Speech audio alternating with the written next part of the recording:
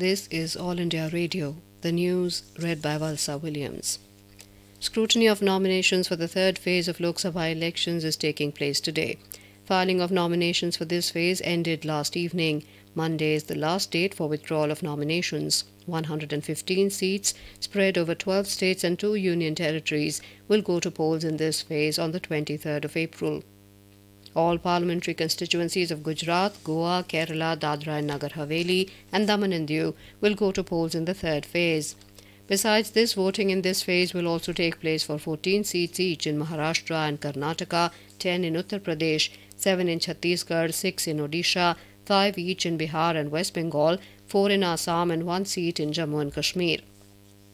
In Gujarat, total 313 candidates filed their nomination papers for 26 Lok Sabha seats on the last day of filing of nominations yesterday.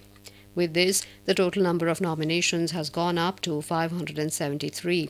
In Kerala, a total of 303 candidates filed their nominations for 20 Lok Sabha constituencies.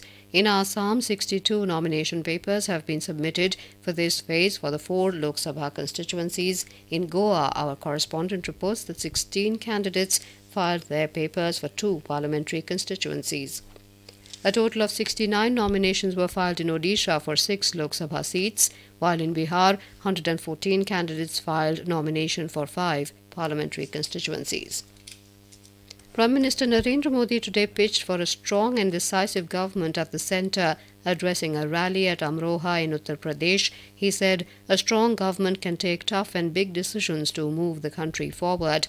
He said the world is looking at India today because of a decisive and strong government at the centre. In an apparent attack on the opposition, Mr. Modi accused the Congress, Samajwadi Party and Bahujan Samaj Party of adopting a soft stand on the issue of terrorism. The Prime Minister is also scheduled to address a public meeting in Dehradun today. Congress General Secretary Priyanka Gandhi Vadra is also scheduled to hold a road show in Ghaziabad today.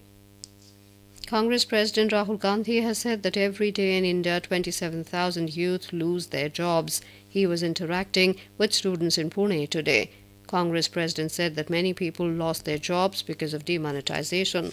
The Congress President also assured that after coming to power, the Congress will give 33% reservation to women in Vidhan Sabha, Lok Sabha and in government jobs.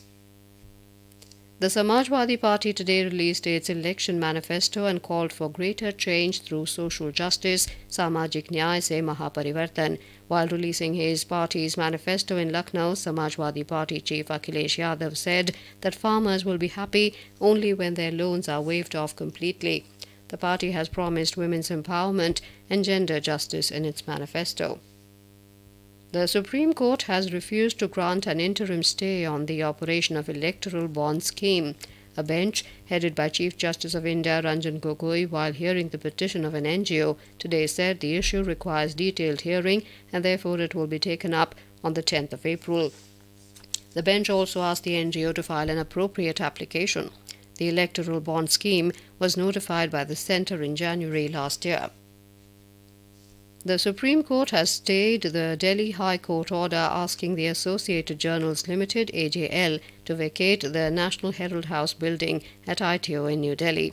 A bench, headed by Chief Justice of India Ranjan Gogoi, also issued notice to the Centre's Land and Development Office on the plea of AJL, publisher of National Herald. AJL had moved the Apex Court against the High Court's February order, dismissing the publisher's plea to restrain the centre from taking any coercive steps to vacate its premises. The Supreme Court today refused to entertain a plea challenging the recent Aadhaar ordinance brought by the centre and asked the petitioners to approach the High Court first.